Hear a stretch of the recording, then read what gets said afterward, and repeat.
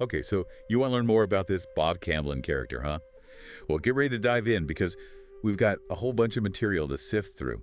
Some quotes from one of his books, a YouTube video someone made breaking down his figure four trap, and even an art book review. It's going to be like solving a puzzle, but without knowing what the picture is supposed to look like.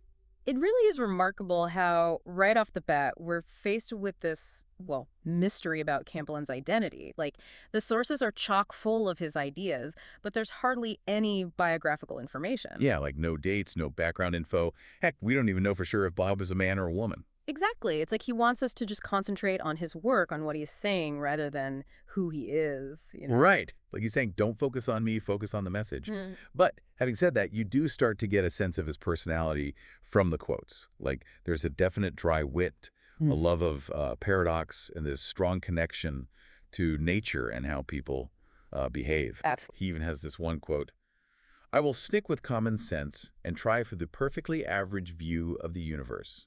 I think that will let me enjoy miracles on both sides of science and magic. That quote really does get at Camblin's drive to find balance. He's not about choosing sides or fitting into some rigid categories. He wants a perspective that allows for both the scientific and the mystical, you know what I mean? Like the everyday stuff and the extraordinary. Yeah, I get you.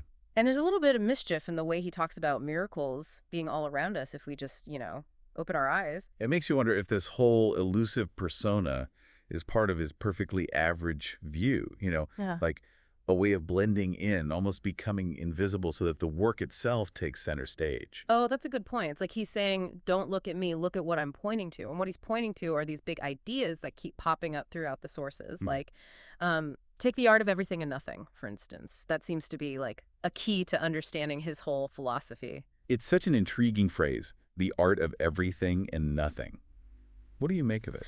Well, I think on one level, it's about finding beauty and meaning in the ordinary stuff, in the everyday things we often miss. But it also hints at this idea that everything's connected, that everything's ultimately part of a larger whole. So it's like rejecting this either thinking, like Yeah. not separating the sacred from the profane, the beautiful from the ugly, the important from the Right, exactly. insignificant. Yeah, and it ties into another major theme that Yeah. pops up, this tension between control and letting go. We see it in his art, in the way he talks about being creative, and especially in this recurring symbol of the figure four trap. Oh, right.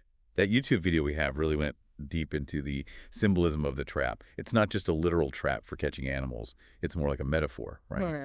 Exactly. Camblin uses the trap to show how our desire to control, to hold on to things, can actually cause us suffering. The trap itself is rigid, mechanical, designed to restrict movement. But as it deteriorates, it starts to grow, to reach, and becomes part of the landscape. Okay, I think I see where you're going with this. Yeah. So is he saying we should just give up, let go of all ambition, and just let life happen to us? Not necessarily. I think it's more about recognizing the limits of our control. We can set goals, make plans, but ultimately life throws curveballs. The trap reminds us that clinging too tightly to our desired outcomes can create its own kind of prison. Yeah.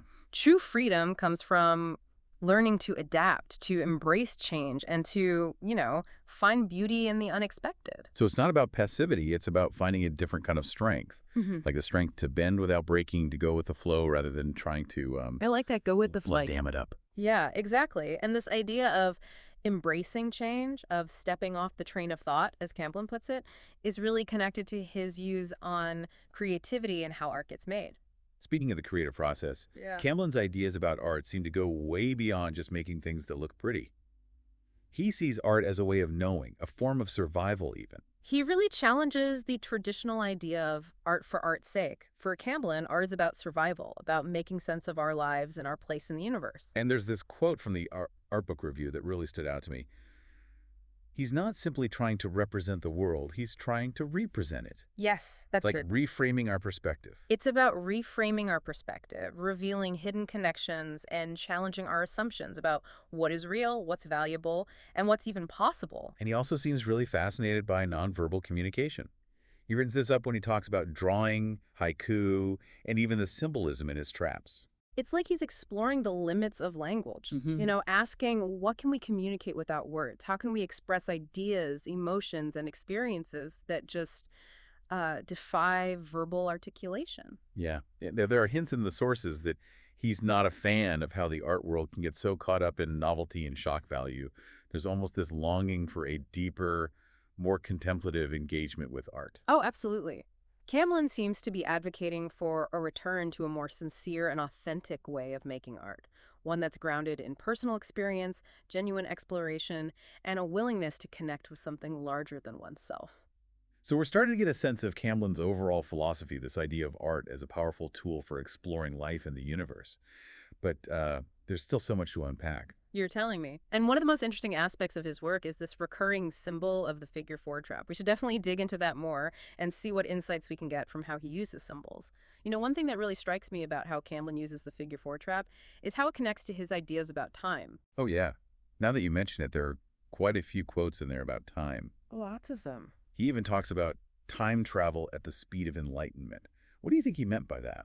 Well, it's like he's suggesting that our perception of time isn't fixed, you know, that it can change through a shift in consciousness or awareness. Yeah, interesting. And the trap itself is a good example of that. It exists in this in-between space, between being built and decaying, I mean. Right. It starts out all rigid and mechanical, but then nature kind of takes over. It becomes organic, almost part of the landscape itself. I see what you mean. It's like a time-lapse video, you know, compressing years of change into a single image. Yeah, I get that.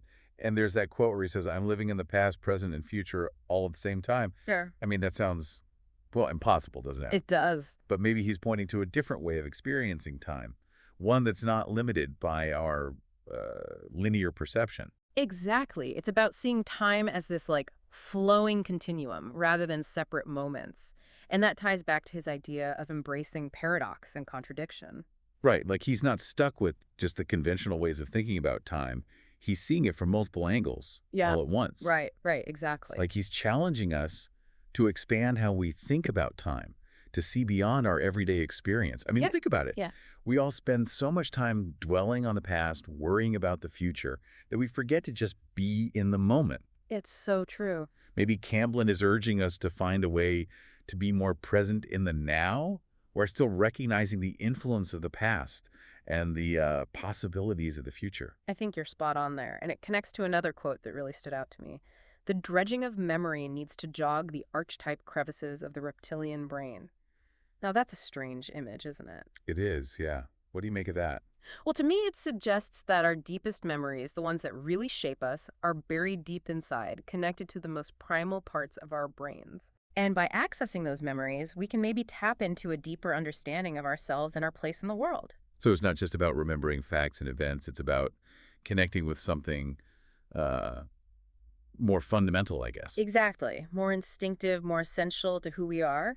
And maybe by accessing those deeper levels of memory, we can also understand time in a more complete way, a way that goes beyond our normal linear perception and connects us to something more timeless and universal. Okay, that's kind of mind-blowing. I mean, it makes me wonder what it would be like to experience the world through Camblin's eyes. You know, to see time as this, like, fluid, multi-dimensional thing. It's a challenge he throws out there in his quote, the inevitable necessity that all art approach real time. It's as if he's hinting at a future where our perception of time becomes more aligned with our intuition. It makes you wonder if he was trying to point us toward a new way of being, one that goes beyond our limited understanding of time. It's certainly something to think about. And it all links back to his overall philosophy of questioning, exploring, and pushing the boundaries of what we think we know. Right. He's not giving us easy answers. He's giving us questions, like prompts, invitations to think differently, to see the world with new eyes. It's almost like he's saying, here's some tools, now go out and make your own reality. There's a real sense of empowerment in that. You know, he's not dictating what to think or how to live. He's encouraging us to become active participants in shaping our own experiences. And that includes challenging the systems and structures that limit our creativity and freedom. That's so true. He actually has a lot to say about the struggles that artists face, especially in what he calls a consumer art culture. He seems to be skeptical of the pressure to always produce work that's new and novel.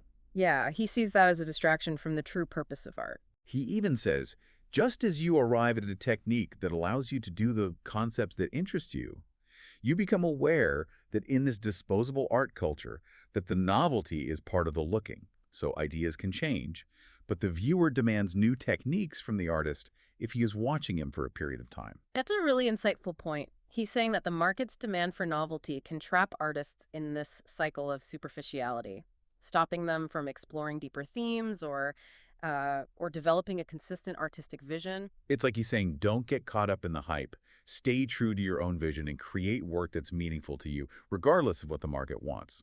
Which, let's be honest, is easier said than done. I mean, artists have to pay the bills too. You're right, of course. And Camblin acknowledges that tension. He talks about the dilemma of staying anonymous versus, seeking recognition. If they aren't new, stay anonymous, and you are free, at least from friends, he writes. Yeah. It's a little tongue-in-cheek, but it shows he really understands the pressures and compromises artists have to make in a world that often values fame more than substance. But it's also a reminder that true artistic freedom comes from inside, from following your own path, regardless of what other people think or expect. And sometimes that means staying out of the spotlight, working quietly, and letting the work speak for itself. Which, is kind of what Camblin himself did, right? I mean, we still don't even know who he really is. That's true. It's a fascinating choice, and it speaks volumes about his integrity as an artist. He wasn't interested in the fame game. He was committed to his own vision, to making work that was authentic and meaningful, even if it didn't fit into the trends or categories of the time. And that's a lesson we can all learn from, whether we're artists or not. I think that's one of the most inspiring things about Camblin. He reminds us that it's possible to stay true to yourself and to create work that matters, even in a world that often feels superficial and driven by, just selling things. Absolutely. And he shows us that real creativity often means pushing back against those pressures, challenging the status quo and finding your own path. He even compares artists to ecologists, suggesting that they both have a vital role in maintaining balance and fighting for existence in a world that's gone very wrong. It's a powerful image, and it makes you think about the responsibility that artists have to speak truth to power and to offer different visions of what's possible. Yeah, like he's saying, art can be a force for change, a way of challenging societal norms and pushing for a more just and sustainable world, which is so relevant now with all the challenges we face as a society. He also talks about art being the partial retention of a whirlpool of relationships going in all directions. It's abstract, but it seems to suggest that art is a way of capturing a fleeting glimpse of a bigger, more interconnected reality. It's as if he's saying that art helps us bridge the gap between our limited perception and the vastness of the universe, and that it can help us to see those connections, those patterns, those underlying forces that shape our experience. He also talks about the importance of fooling the eye, fooling the mind, suggesting that art has this power to disrupt our habitual ways of seeing and to open us up to new perspectives. It's about breaking down the rigid categories and boundaries that we put on the world, allowing for something more fluid and, expansive to emerge. And that's so crucial in a world that feels increasingly polarized and divided. You said it. Camblin's work is a reminder that there are lots of ways of seeing, lots of ways of knowing. And by embracing those diverse perspectives, we can create a more just, compassionate, and, sustainable world. I'm also curious about how Camblin viewed teaching. We know he taught at Rice University for a few years. Some of his quotes give hints about his philosophy of education. What can we gather from his perspective on teaching and learning? Camblin seems to have approached teaching with the same spirit of, exploration and nonconformity that we see in his art. Right. He wasn't into just giving students knowledge or techniques. He wanted to spark their curiosity, encourage critical thinking, and empower them to find their own unique voices. There's that funny quote about his time at Rice. The first year, I assumed. The second year, I capitulated. The third year, I'm teaching. It suggests he was willing to adapt and learn from his students instead of sticking to a strict curriculum or way of teaching. He definitely doesn't sound like a traditional by-the-book kind of teacher. No, not at all. He seems more interested in creating an environment where students can experiment, take risks, and discover their own paths. He even says, play the game as if your life depended on it. Why fear and doubt in a harmless course like drawing?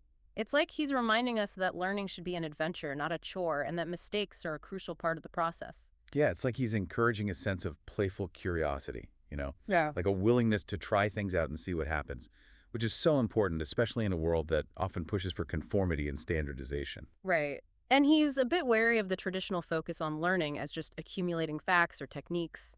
Resist learning, learn to fail, learn to relax, learn to feel, learn how to really think, he says. Wow, that's a powerful statement. He's advocating for a more holistic and experiential approach to education, one that involves the whole person, not just the intellect. It's about feeling, intuiting, connecting with something deeper than just facts and figures. It's like he's saying that true learning means transforming yourself, shifting your perspective, and getting a deeper understanding that goes beyond just getting new information. It makes you wonder what it would have been like to be in one of Camblin's classes. Hmm. I bet it was challenging, thought-provoking, and maybe even a little bit subversive, you I know? know, I can only imagine. But I do think his legacy as a teacher still inspires us today. I agree. His words and his art remind us that learning is a lifelong journey, that creativity can be a powerful force for change, and that the most profound truths are often the ones we discover ourselves. That's a good point. Yeah. And that's something we can all take to heart, whether we're students, artists, or just curious people trying to make sense of the world around us. You know, one thing that keeps coming up for me as we talk about Camblin is his sense of humor. It's all over his work. Oh, yeah. Even when he's dealing with complex or philosophical ideas, there's often this twinkle in his eye, a playful phrase, or a sudden shift into the absurd. He even says, "When understood, all truth is funny." You're so right. Some of his quotes are just hilarious, like that one about arguing with a pessimist versus an optimist. Yeah. When you end an argument with a pessimist, you say, "You're absolutely right." With an optimist, you say, "It's a banana." I love that one. It's so unexpected and absurd, but it makes you think about how often we get stuck in our own rigid beliefs or perspectives. It does. And it reminds us not to take ourselves too seriously, that there's always room for laughter, even when things are tough. It's like he's saying life is too short to be so serious, that there's a kind of freedom that comes from letting go of our rigid ideas and embracing the playfulness of the universe. Absolutely. And that playfulness is all over his art making. He encourages us to experiment, take risks, and learn to fail. He's not afraid to break the rules, challenge conventions, and create work that's surprising, unexpected, and often downright funny. He's reminding us that art can make us laugh, make us think, and make us feel more alive. And that's a gift we can all appreciate, no matter our background or beliefs. So, as we keep exploring the world of Bob Camblin, let's keep that humor in mind. Let's approach his work with a sense of curiosity, playfulness, and a willingness to be surprised. I like that. Because who knows what unexpected insights and delights we might find along the way. Okay, so we've talked about Camlin's views on time, his philosophy of art, his relationship to the art world, and even his approach to teaching. It's clear he was a complex thinker who challenges us to see the world differently. But there's one idea that keeps coming up in his work that I want to explore further: awareness. Ah, yes. The concept of awareness is really central to Camblin's whole philosophy. And it's not just about passively observing things, it's about actively engaging with the world, both inside and out. He's always urging us to look closer, to pay attention, to see beyond the surface. Like that quote, "One must learn not to look, but to see." I like that one. It's simple, but it sums up his approach to art and life. Right. And he connects this idea of seeing to magic. Oh, interesting. He says that magic for power is negative, while magic for seeing is positive. Huh. It's as if he's saying that true magic isn't about manipulating the world, but about perceiving it more deeply, more fully, more authentically. I see. And there are so many quotes where he stresses the importance of paying attention, being present in the moment, and developing a sense of mindful awareness. He talks about training ourselves to open instead of close the circuits of perception, which reminds me of that quote from William Blake. If the doors of perception were cleansed, everything would appear to man as it is, infinite, for man has closed himself up till he sees all things through narrow chinks of his cavern. It's like they're both talking about the same thing, breaking free from our limited, conditioned ways of seeing and experiencing the world. Yeah, exactly. And he even compares the process of making art to the practice of Zen. He emphasizes quieting the mind and allowing for intuition and inspiration to come through. And remember, he never actually explains what IRM means, but based on what he says about the Zeze Zen mind covering many things and how playing leads to the hunch, the inspiration, the solution, it seems like IRM, which is inner rhythm movement, is all about tapping into a deeper source of creativity within us. It's about finding that state of flow where the conscious mind steps back and the intuitive creative self takes the lead. And that connects to his whole philosophy of letting go of control, embracing the unexpected, and trusting the process. It's like he's saying that by being mindfully aware, we can access a wellspring of creativity, insight, and even wisdom. And it's not just about art, it's about life. Camblin seems to be suggesting that by cultivating awareness, we can become more present, more engaged, and just more alive in every moment. I like that. But he also acknowledges that this kind of awareness isn't always easy or comfortable. He talks about how real seeing can have its own property of deception Hmm. and how it can be like trying to look at a scratch in your cornea. Right. It can be unsettling. It's like he's saying that truly seeing can be disorienting, challenging, and even painful at times. It can. But it's also incredibly rewarding. Mm. He describes art as the partial retention of this real seeing, meaning that art can capture and communicate those glimpses of a deeper reality. Like Exactly. art can help us see what we might otherwise miss, to understand those fleeting moments of insight and share them with others. And he also emphasizes the importance of awareness when dealing with the art world and all its complexities. In a time of consumer art, to make something truly unique in its intimacy and yet projecting a solidity that is won't be dismissed by superficial perusal, puts me in a bind, he writes. It shows that he recognizes that artists need to be aware of market forces and trends while also staying true to their own vision and values. It's like he's saying that awareness is key for both artistic integrity and professional survival. Artists need to be aware of the game, even as they decide to play by their own rules. Exactly. And that links back to his whole philosophy of embracing paradox and contradiction. Mhm. He's not advocating for naive idealism or a complete withdrawal from the world. Right. He's saying that we can be both critical and engaged, aware of the limitations and the possibilities, grounded in reality and open to transcendence. It's a tough balance, but Camlin seems to have managed it with grace and, well, humor. You're right. And it's a balance we can all work towards in our own lives, whether we're artists, teachers, or simply people who want to live more consciously and creatively. So Camblin's emphasis on awareness isn't just about being more mindful in everyday life. It's about cultivating a deeper understanding of ourselves, the world around us, and the creative forces that shape our experience.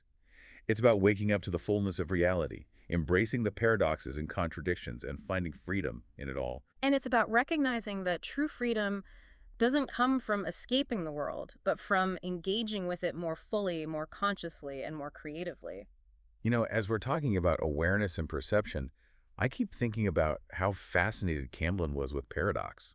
Like, it seems like he saw paradox as, like, built into reality itself. Oh, absolutely. Paradox is everywhere in his work, in both his art and writing. He seemed to really enjoy playing with contradictions, challenging what we think is possible, and showing those hidden connections between things that seem completely opposite. It's like he's saying that life isn't just black and white, that the truth is often somewhere in the gray areas, in those spaces between the extremes. And by embracing paradox, we can open ourselves up to a more nuanced, complex, and ultimately richer understanding of the world. Exactly. Like, take his concept of the art of everything and nothing. It's a phrase that just grabs you, and makes you think about the nature of art and existence itself. It really does. It's a perfect summary of his whole philosophy. It's Yeah. about finding meaning in both the big and the small, those everyday things we often just don't notice. Right. It's about recognizing that everything is interconnected, how seemingly different things come together to create a unified whole. And it's about letting go of our need to categorize and define everything, to put things into neat little boxes. It's about embracing the messy, fluid, paradoxical nature of, well, reality. Yes, exactly. And that brings us back to this tension between control and letting go that keeps coming up. Like, on one hand, Camlin seems to be all about discipline, putting in the effort, and striving for excellence. But then he's always reminding us to let go of our attachment to outcomes, to embrace change, and to trust the process. Right. It's like he's saying that true creativity comes from finding that balance between intention and surrender. It's finding that sweet spot. And there's that great quote where he says, "When you think, don't act. When you act, don't think." It's so playful and paradoxical, but it really highlights how important it is to find a balance between thinking and doing, between planning and being spontaneous. It's like he's encouraging us to find that state of flow where we're fully present, where the thinking mind steps aside and the intuitive self takes over. Yes. And that's where the magic happens, both in art and in life. It's when we let go of the need to control everything, to micromanage, to force things to fit into our own ideas. It's when we allow ourselves to be surprised, challenged, transformed by the experience. And Camlin even finds paradox in communication itself. He says, if you argue or if you agree, you may learn, but you do not communicate.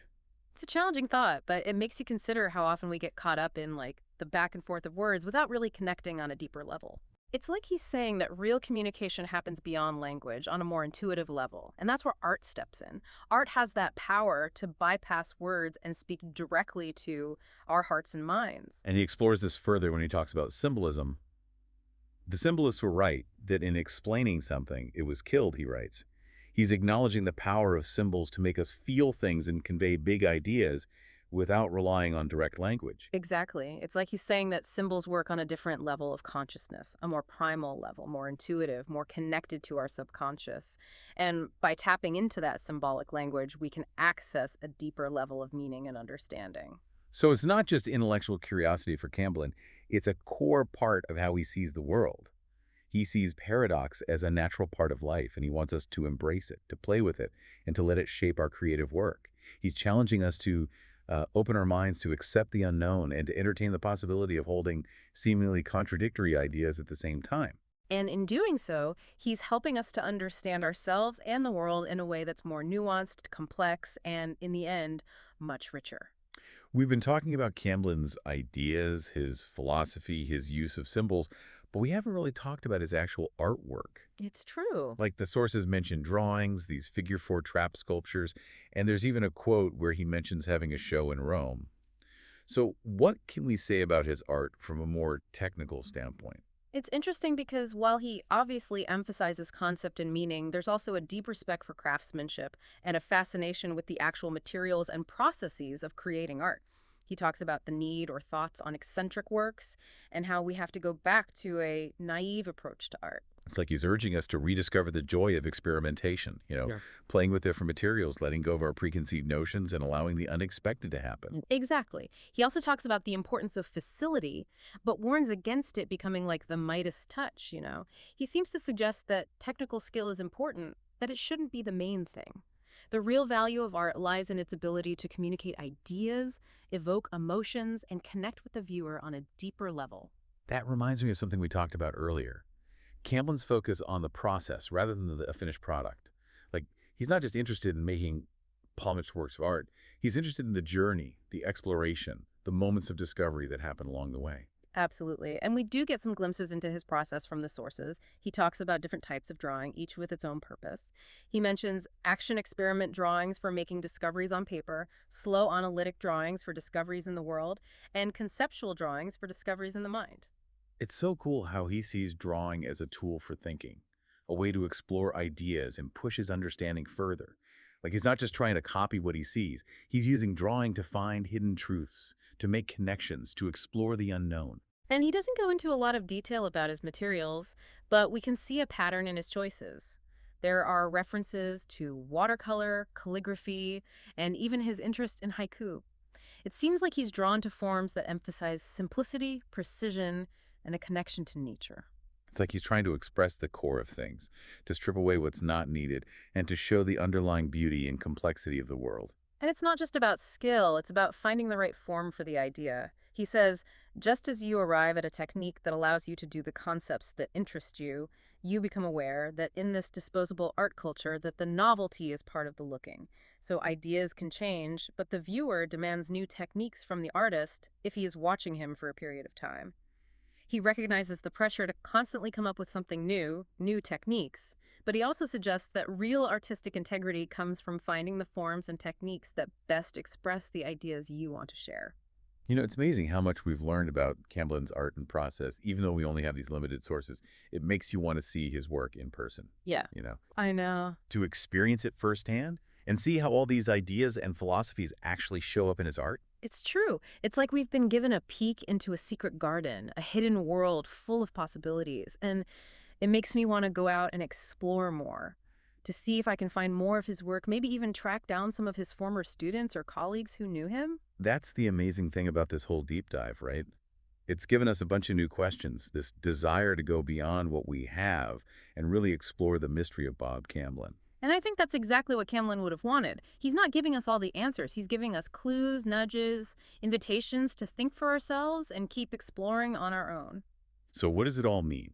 What can we take away from this deep dive into the world of Bob Camblin? Well, I think Camlin's work reminds us that art isn't just about pretty things or entertainment. It's a way of seeing, a way of knowing, a way of being in the world. It's about embracing paradox, challenging assumptions and finding meaning in the most unexpected places. It's about being aware of ourselves and the world around us. It's about that tricky balance between control and letting go, intention and surrender. And it's about approaching life with a sense of curiosity, playfulness, and a willingness to be surprised.